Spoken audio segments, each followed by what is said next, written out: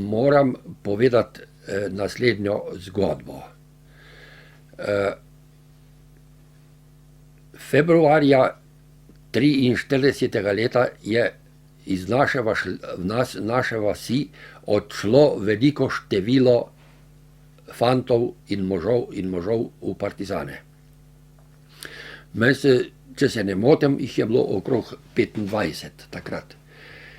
To so bili tisti fantje in možje, ki so jih Italijani nameravali mobilizirati. To je bila zadnja mobilizacija italijanske vojske in zadnji vpoklic v vojsko, italijansko vojsko. Da ne bi šli fantje v Italijo služiti Italijanom, so se priključili partizanom. To je tamkajšnjo enoto italijanske vojske tako razbesnelo, da je organizirala številne hajke, številne racije in preiskave po vasi, da bi odkrili, kam so odšli tej fantje, ki so sicer imeli poziv za odhod v italijansko vojsko. Seveda jim nihče ni povedal, kam so šli. Vsakogar, ko so vprašali, ko so jih zasliševali, ali svojce ali sosede, vsak je povedal, šli so, ne vemo kam. Mi smo vsi bili prepričani, da so šli v Ajdovščino ali v Gorico, da so se priključili pač italijanski vojski, tako kot je pisalo na pozivih. Seveda tega nihče verjel. Bil je tudi takrat že zapovedana stroga zatemnitev, ko pri foko, so rekli. In v domovih smo morali ugasniti še tiste leščerbe, ki smo jih imeli na petrolej ali pa na karbid. Namreč takrat so bili v zraku skoraj neprestano zavezniški avioni, ki so odhajali bombardirati v Avstrijo in Nemščino. In Italijani so si spomnili, da pač zaradi tistih avionov, da je treba organizirati to zatemnitev. No, in na predmeji pri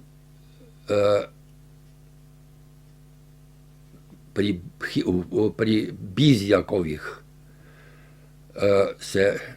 so se pisali, tam je sin odšel v partizane. Kakšnega pol kilometra od tiste hiše je pa imela postojanko italijanska vojska, redna italijanska kraljeva vojska. Vodil jo je tenente, poročnik italijanske vojske. In nekega dne, točno 23. februarja 1943, je otrok v tej družini jokal, ker je imel neko otroško bolezen. Ponoči je mamica vstala, prižgala svečo, da bi temu otroku skuhala kamilice. V tistem trenutku, ko je prižgala svečo, se je hiša razsvetlila in že pripravljeni italijanski vojaki so začeli streljati v hišo in so vdrli tudi v samo hišo in postrelili celo družino. Tudi bolnega otroka. In sicer ženo tega partizana, mamo in očeta in brata od tega partizana. To so postrelili in zmetali v ogenj. Bilo pa je takole, ko so začeli streljati, je brat Milko, mu je bilo ime, je skočil skozi okno in so ga zadeli na oknu v hrbet. Tako da je obvisel čez okno, polovico v sobo, polovico pa ven.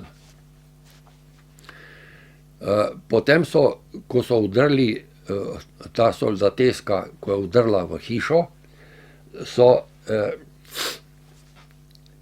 je eden od vojakov vzel materi otroka iz naročja in je šel ven iz hiše, ker je hotel tega otroka obvarovati. Namreč ta otrok se tega vojaka ni bal, zaradi tega, ker je hodil ta vojak že prej ves čas v to hišo, ker so mu prali perilo in je večkrat tega otroka tudi pestval. Zato je šel, ga je nesel, ga je lahko vzel k sebi in ga je nesel iz hiše ven.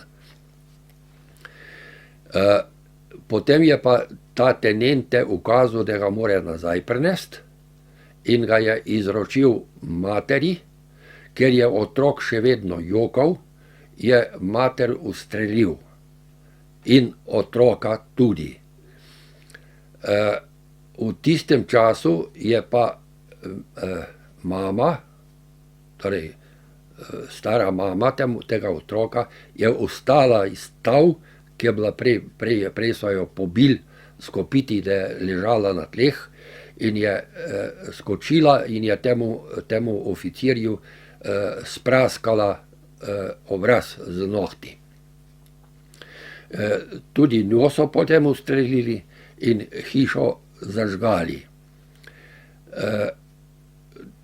Tako da je to vse skupaj zgorelo in vsega skupaj od teh, kar je ostalo, je bilo teh pogorjelih ostankov za en zaboj od makaronov, ki ga je dala moja sestra, zato da so te ostanke te družine potem zložili v ta zaboj, kajti italijanska vojska ni pustila,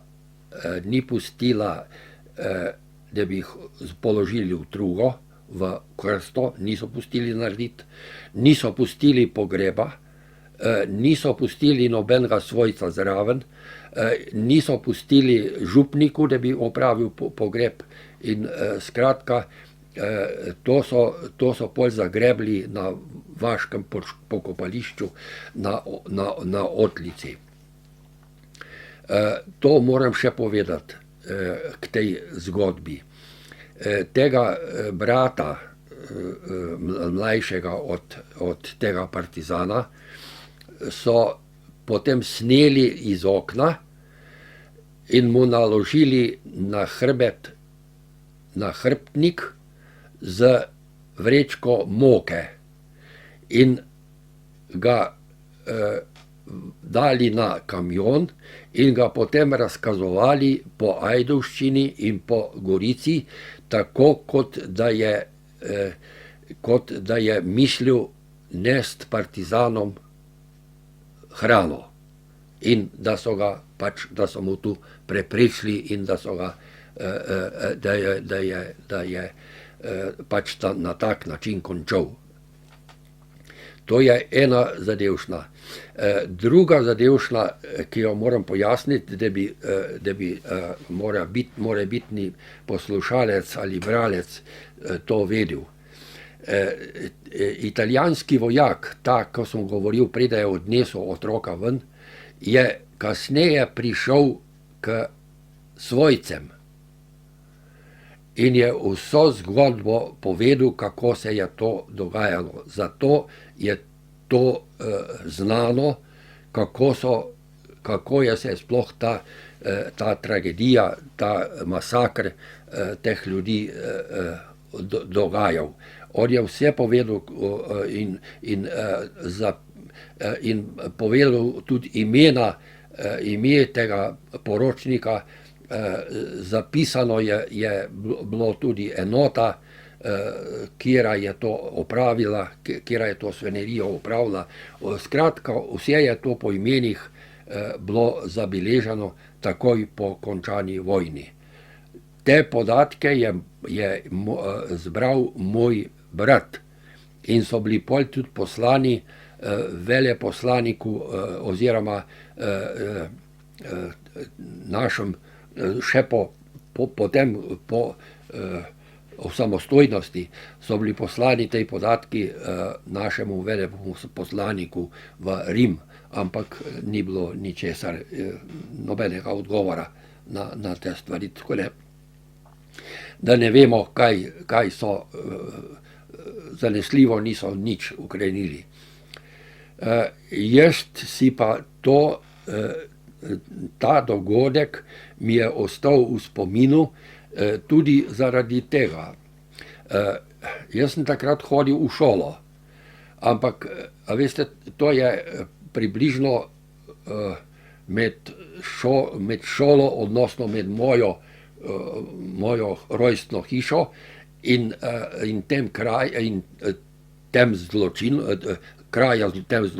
tega zločina je kakšne par kilometrov. Takrat nismo imeli telefonov in mi v tej sosednji vasi, tam smo hodili v šolo, za te stvari nismo nič vedeli. Jaz pa sem imel sestro, ki je imela trgovino in pekarijo približno 200 do 300 metrov stran od te tragične hiše. Tako da ona je vse to videla in slišala, kaj se je dogajalo. En dan po tistem ali po tem zločinu, ali morda tudi dva, ne bi mogel povedati, ne bi mogel zatrdno reči. Sem šel k svoji sestri zato, da bi dobil kos kruha, ker pač živil ni bilo na razpolago in ponavadi pri sestri sem vedno se lahko najedel kruha do sitega. Tako sem šel tudi tisti dan in sestra mi je odrezala zajeten kos kruha in mi istočasno na grobo povedala, kaj se je pri sosedu zgodilo. Jaz sem šel ven na dvorišče in sem tisti kos kruha mancal med prsti, jedel in gledal čez travnik, ko so križem ležali ogorki te požgane hiše. Tramovi so še se pomalem tudi kadili,